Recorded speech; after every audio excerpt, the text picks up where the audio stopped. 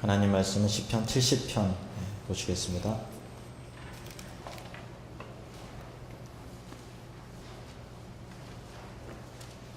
시편 70편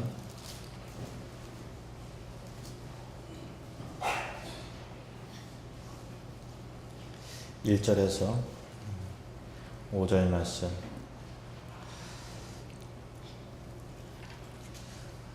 한 절씩 저와 교독을 하시겠습니다. 하나님이여 나를 건지소서, 여호와여 속히 나를 도우소서.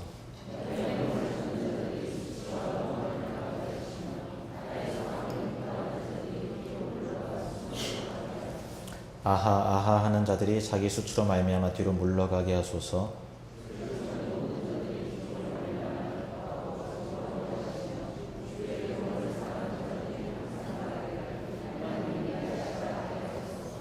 나는 가난하고 궁핍하오니 하나님의 속히 내게 임하소서. 주는 나의 도움이시오 나를 건지시는 이시오니 여호와여 지체하지 마소서. 아멘. 기도합니다. 하나님, 주의 말씀은 우리에게 생명이며 진리입니다. 오늘 이 시간 말씀 가운데 회복의 역사가 나타나게 하시옵소서.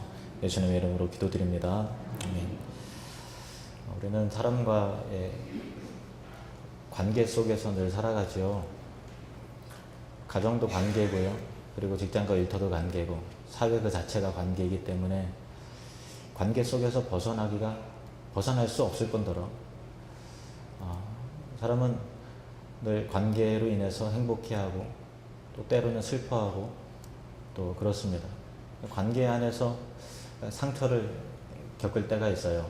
그것이 가정 안에서든 또 일터에서든 또 교회 안에서든.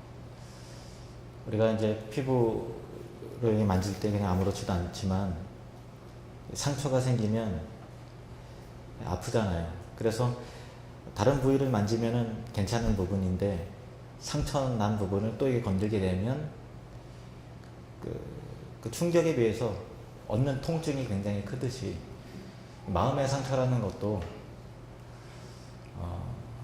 한번 상처난 부분을 또 건들게 되면 크게 아프게 느껴지는 거거든요. 그래서 예민해지고 자기도 모르게 방어적인 태도를 갖게 되고, 그 비슷한 상황과 사건, 그 대상을 또 만나게 되면 그 상처받은 사람은 특별히 더 예민해질 수밖에 없죠. 그래서 다른 사람이 보기에는 아니 속도 쫓지 뭐 그런 거 가지고 그러나 이렇게 생각할 수 있지만, 한번 상처를 입었기 때문에 그 사람에게는 그게 남모를 아픔이고 괴로움이고 또 눈물이고 그런 것입니다. 뜻밖의 교회 안에서도 이런 상처를 많이 주고받죠. 사람들과의 그 관계 속에서 있다 보면 교회 안에서 따뜻한 사랑과 또 편안한 즐거움만이 있을 줄 알았는데 뜻밖의 사람으로 인한 갈등과 어려움과 또 오고 가는 말들로 인해서 힘들어질 때가 있습니다. 그러면 적지 않은 당황스러움을 느끼고 또 통증을 느끼고, 그래서 상처를 받는 것이죠. 어쩌면 교회 안에서 받는 상처는 세상에서 다른 사람들로 인한 상처보다 더 괴로울 수 있어요. 왜냐하면 그만큼 신뢰하고 또 믿었기 때문에 안 그런 줄 알았는데 그런 실망감과 당혹스러움이 있어서 생각보다 더 아프게 느껴질 수 있는 것입니다. 우리 옆 사람에게 나 때문에 상처받았다면 용서하세요. 이렇게 한번 얘기하셔요.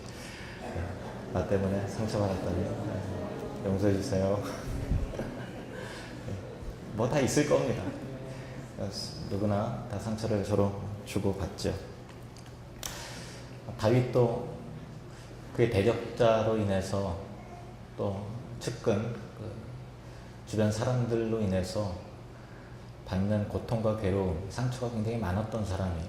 그래서 아시다시피 다윗의 시편을 보면 관계 속에서 아파하고 괴로워하면서 하나님 앞에 통곡하며 구원해달라고 하소연하는 내용이 굉장히 많고, 또 심지어는 그 원수를 심판하고 망하게 해달라는 그런 내용도, 그런 탄원도 심심치 않게 그 시편에 보면 나와 있습니다. 그만큼 다윗은 하나님 앞에 솔직하게 메어 달리면서 자기의 상황을 아뢰었기 때문에 우리가 시편을 보면 그렇게 공감이 되고 인간적인 매력이 있고 나와 같이 그렇게 상처가 있고 아플 때 아프다고 하는 그런 사람이 다윗이었구나, 그런 거를 바라보면서 동질감을 느끼게 되고 그 속에서 또 은혜를 발견하게 되는 것이죠. 그런데 그 다윗의 시편을 보면 지금까지 살펴본 바와 같이 그냥 표면적인 내용뿐만 아니라 보다 더 깊은 심층적인 영적인 의미가 있다는 것을 여러분도 아실 것입니다. 예를 들면 다윗의 그런 고통 속에서 하소연하는 거였지만 결국 그것이 십자가에 달리신 예수 그리스도의 어떤 그림자로서, 예표로서 예언적 메시지로 담겨져 있는 그런 내용도 많이 있는 것이죠. 그래서 시편 70편 우리가 있는 이 본문 말씀도 단지 사람으로 인한 고통이라기보다도 그거보다 더 깊은 의미가 있다는 것을 여러분은 기억을 하셔야 될 것입니다. 1절 2절 말씀을 보실까요? 1절 2절 함께 있습니다. 하나님이여 나를 건지소서, 여호와여 속히 나를 도우소서. 나의 영혼을 찾는 자들이 수치와 무한을 당하게 하시며 나의 상함을 기뻐하는 자들이 뒤로 물러가 수모를 당하게 하소서.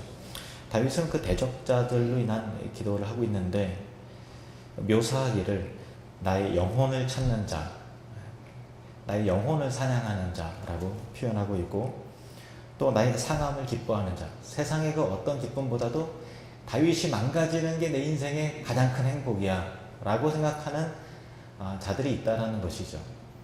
그런데 그 단지 사람이 아니라는 것을 여러분 눈치채셔야 되는 것입니다. 베드로전서 5장 8절 말씀 보십시오. 시작. 근신하라 깨어라 너희 대적 마귀가 우는 사자같이 두루다니며 삼킬 자를 찾나니.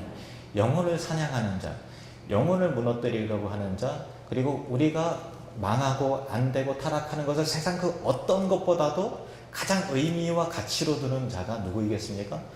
마귀인 것이죠.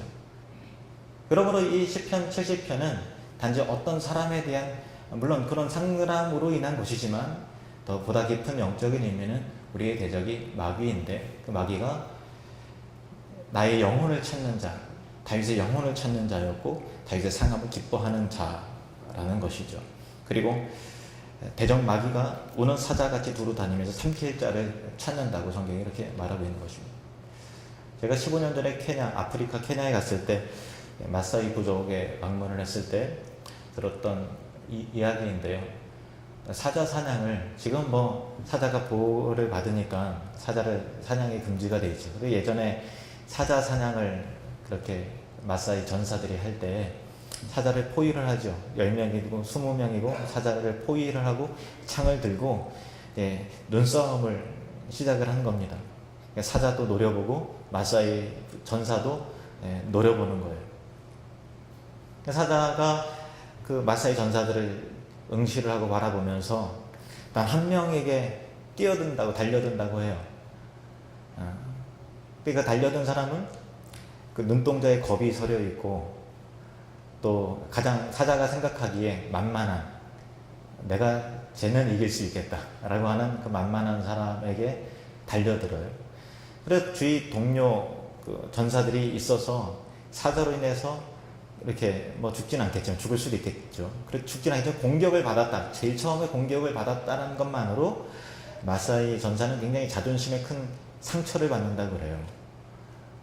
그 가문의 수치로 여긴다는 것입니다. 근데 이 일행 중에서 내가 가장 두려움이 많고 사자가 보기에 가장 만만했다는 것 자체가 큰 자존심을 상처를 받는 그런 일이라고 그렇게 하는 이야기를 제가 들었습니다. 마귀도 마찬가지인 것입니다. 마귀가 우는 사자같이 두루 다니며 삼킬 자를 찾나니 누구를 쓰러뜨릴까, 누구를 해롭게 할까, 누구를 이간질할까, 누구를 타락시킬까 하면서 성도들을 으르렁거리면서 유심히 살펴보고 그렇게 공격을 한다라고 성경이 이렇게 알려주고 있는 것입니다. 우리가 사람과의 관계 속에서 겪는 아픔과 상처와 여러 가지 괴로움들이 있는데, 영적인 통찰력은 무엇인가 하면은 단지 그 사람, 단지 그 사건이 아니라 그 이면에 마귀가 노리고 있는 그런 그 사탄을 활동하고 있는 사탄을 보아야 한다라는 것이죠. 그 영적인 관점에서 모든 일들을 살펴보아야 하는 것입니다. 에베소서 6장 11절에서 12절 말씀입니다. 우리 함께 읽겠습니다. 마귀의 관계를 능히 대적하기 위하여 하나님의 전신 갑주를 입으라. 우리의 씨름은 혈과 육을 상대하는 것이 아니요 통치자들과 권세들과 이 어둠의 세상 주관자들과 하늘에 있는 악의 영들을 상대합니다. 우리의 싸움은 혈과 육, 사람과의 싸움이 아니라는 것입니다. 그러니까 우리가 사람을 통한 서운함, 또 사람을 통한 괴로움, 그런데 그 단지 사람만 한다는 게 영적인 안목이 없는 거예요. 그 이면에 나를 누리고 있는 사탄이 있다는 것이죠. 마귀가 있다는 것입니다. 그래서 우리의 씨름은 혈과 육을 상대하는 것이 아니라 하늘에 있는 악의 영들을 상대하는 것이다 라고 하는 것이죠.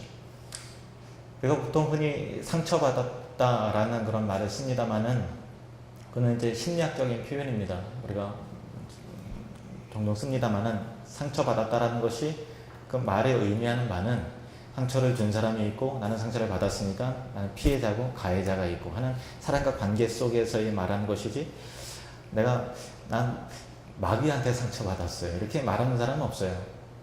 영적인 의미는 아닌 거예요. 물론 쓸 수 있는 표현입니다만은 영적인 의미에서 풀어내는 그런 말은 아닌 것입니다. 그래서 그 뒤에 마귀가 노리는 영적인 전쟁과 상황을 담아내는 말이 아니기 때문에 우리가 주의해야 될 것은 사람과 사람 사이에 벌어지는 일들을 통해서 마귀의 그 계략을 우리가 간파해내야 된다는 것이죠. 에베소서 4장 26절에서 27절 말씀 보십시오. 함께 읽겠습니다. 분을 내어도 죄를 짓지 말며 해가 지도록 분을 품지 말고 마귀에게 틈을 주지 말라. 분은 누구한테 내는 겁니까? 어떤 사람과 상황 속에서 화가 나는 일들이 생기는, 뭐 뚜껑이 열린다 그러고 서운하다 그러고 감정적으로 괴로운 일들이 생겨요. 그래서 인간이기 때문에 화를 낼 수 있는 거예요. 그 어쩔 수 없어요. 우리 감정이 있기 때문에 혈기가 올라올 수 있는 것이죠. 그러나 그 혈기가 죄로 연결되지 않도록, 그 분냄이 죄 짓지 않도록 그것을 통제를 잘해야 된다는 거예요. 그리고 해가 지도록 품을 품지 말라라는 거예요. 시간이 가면 갈수록 하나님의 은혜 속에서 그것이 쓰러지는 그런 경우가 많이 있습니다. 하나님께서 우리에게 주신 큰 은혜 중에 하나는요, 변덕이에요. 그때는 그랬는데 다시 생각해보니까 입장 바꿔 생각해보니까 뭐 그럴 수 있지 라는 그런 마음이 든다는 거죠. 그때는 감정이 굉장히 안 좋았는데 지나고 나니까 좀 추스러드는 그런 거죠. 망각, 변덕. 그것이 사람에게 주신 하나님의 큰 은혜 중에 하나인 것이죠. 따라해보겠습니다. 하나님께서 내게 주신 은혜는 변덕입니다. 네. 변덕이 좀 있으셔야 됩니다. 토지가 한번 소원한 가면 끝까지 간다. 그러면 안 되는 거예요. 근데 우리가 분을 품어도 죄를 짓지 말며 해가 지도록 분을 품지 말고 마귀에게 틈을 보이지 말라, 틈을 주지 말라라고 하는 말씀과 같이 어떤 사람에 따라서 돌을 맞았어요. 그러면은 아프죠. 그런데 받은 것은 돌인데 그 돌멩이를 내 안에서 묵상하고 생각해서 바위 덩어리로 부풀리는 사람도 있어요. 자갈로 모래로 갈아버려야 되는데 그래서 생각하고 또 생각해서 바위만 해줬어요. 근데 그 결과적으로는 이 사람이 돌멩이를 던졌는데 지금 이 안에 바위가 들어있기 때문에 자기가 생각하는 기로는 내가 바위에 맞았다. 저 사람이 바위로 나를 쳤다. 죽이기로 작정했다. 이렇게 생각하고 오해하는 경우가 많이 있는 것이죠. 그것은 그런데 마귀가 노리는 그런 것입니다. 해가 지도록 분을 품지 말라라고 하는 것은 두고두고 생각하고 또 생각하지 말고 잊어버려라 라고 하는 것이죠. 우리 옆 사람에게 이렇게 축복합시다. 돌멩이를 바위 만들지 맙시다. 돌멩이를 바위 만들지 마십시오. 야고보서 4장 7절 말씀 보십시오. 야고보서 4장 7절 시작. 그런즉 너희는 하나님께 복종할지어다 마귀를 대적하라. 그리하면 너희를 피하리라. 마귀를 대적하라. 우리는 사람을 대적하려고 그러죠. 마귀를 대적하십시오. 영적인 상황임을 직시하셔야 되는 것입니다. 그러면 너희를 피할 것이다. 하나님 말씀에 복종하는 것이다. 무슨 일이 있어도 하나님 말씀 앞에 순종하십시오. 신앙을 잃어버리지 마십시오. 여러분, 믿음을 잃어버리지 마십시오. 예배의 간격을 놓치지 마십시오. 힘들어도 어려워도 내 안에 돌덩이가 있고 신음하더라도 신앙생활을 끝까지 가시기 바랍니다. 주님 오실 때까지. 그래야 마귀를 대적할 수 있습니다. 다윗은 기도했어요. 시편 70편 자체가 그런 영적인 기도인 것입니다. 5절 말씀 이렇게 보십시오. 5절 말씀 함께 있습니다. 나는 가난하고 궁핍하오니 하나님이여 속히 내게 임하소서. 주는 나의 도움이시오 나를 건지시는 이시오니 여호와여 지체하지 마소서. 아멘. 기도하는 사람도 시험에 듭니다. 그런데 시험에 들 때 기도하지 않고 이길 수 있는 방법이 없는 거예요. 목사도 시험에 듭니다. 장로님도 시험에 들 수 있어요. 제가 여러분에게 서운한 마음이 들 수가 있고, 성도님들이 제가 그냥 흘리는 말을 돌멩이처럼 이렇게 맞아서 아파해서 저 때문에 상처를 입을 수도 있는 것이죠. 이길 수 있는 방법은 기도하는 거예요.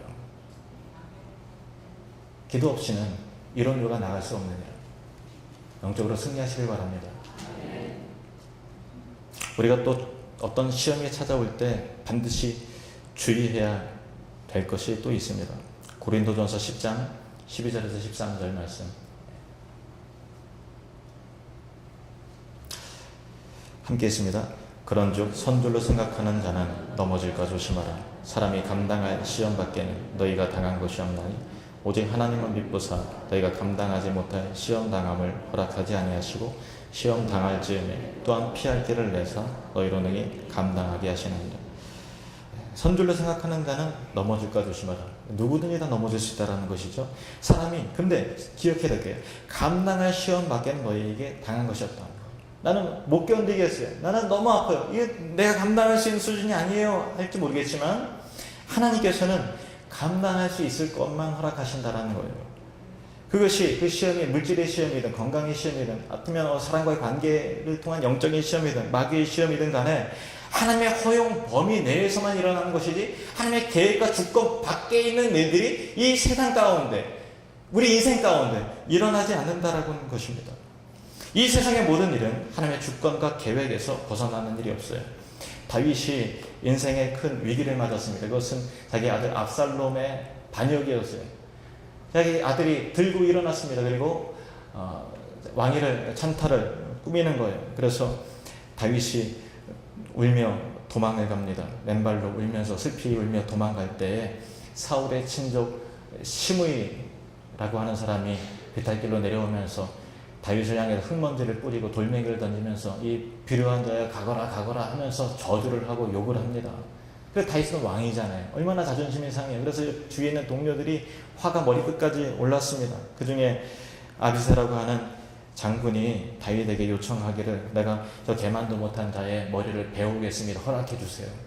다윗이 무엇이라고 말한지 아십니까? 사무엘하 16장 10절에서 12절 말씀 보십시오. 왕이 수르야의 아들들아 내가 너희와 무슨 상관이 있느냐. 그가 저주하는 것은 여호와께서 그에게 다윗을 저주하라 하시니 내가 어찌 그리하였느냐 할 자가 누구겠느냐 하고 또 다윗이 아비새와 모든 신하에게 이르되 내 몸에서 난 아들도 내 생명을 해하려 하거든 하물며 이 베냐민 사람이랴 여호와께서 그에게 명령하신 것이니 그가 저주하기엔 버려두라. 혹시 여호와께서 나의 원통함을 감찰하시리니 오늘 그 저주 때문에 여호와께서 선으로 내게 갚아주시리라. 시므의 저주만으로도 하나님의 주권 가운데 일어난 일이라는 것을 다윗은 알고 있었어요. 너 다윗 저주해 이렇게 하나님 명령했다는 것이 아니라 하나님의 계획과 작정 허용 범위 내에 이 세상의 아픔과 고통은 하나님의 주권 가운데 일어나는 일들이라는 것입니다. 그래서 그것을 감당하는 나 자신을 보고 다윗이 그 묵묵하게 그 저주를 그냥 받는 모습을 보면서 하나님께서 다윗을 궁일하게 해서 나를 궁일하게 해주셔서 이 환난 가운데 나를 혹시 건져주실지 어떻게 알냐. 그러니 그가 저주하도록 내버려두라. 하나님께서 허락하신 일이다. 놀랍지 않습니까? 이것이 믿음이죠. 믿음의 사람들은 이 관점이 있는 것입니다. 하나님의 주권에 대한 신뢰가 있는 거예요. 이것이 세상 사람들과의 차이입니다. 예수 믿는 사람은 혈기가 없습니까? 예수 믿는 사람이라고 세상 사람에 비해서 이 타고난 인품이 훌륭합니까? 마음의 그릇이 넓습니까? 겪어보셔서 알지만 똑같습니다. 그러면 세상 사람들과 예수 믿는 자의 사람의 차이가 없습니까? 있습니다.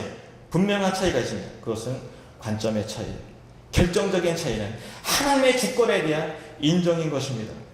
누가 예수님을 십자가에 못 박았을까요? 누가 예수님을 십자가에 못 박았을까요? 대제사장입니까? 바리새인입니까? 로마 군병입니까? 백성들입니까? 누가 예수님을 십자가에 못 박았습니까? 그분은 하나님이세요. 왜 그럴까요? 마가복음 14장 36절 말씀 보십시오. 함께 있습니다. 이르시되 아빠 아버지께서는 모든 것이 가능하오니 이 잔을 내게서 옮기시옵소서. 그러나 나의 원대로 마시옵고 아버지의 원대로 하옵소서 하시오. 십자가의 고난과 저주의 심판은 하나님 아버지의 원하시는 바였다는 거예요. 계획하심이었다는 것입니다. 그 길을 가는 거예요. 예수님은 알고 있었어요. 누가 예수님을 십자가에 못 박았습니까? 하나님 아버지.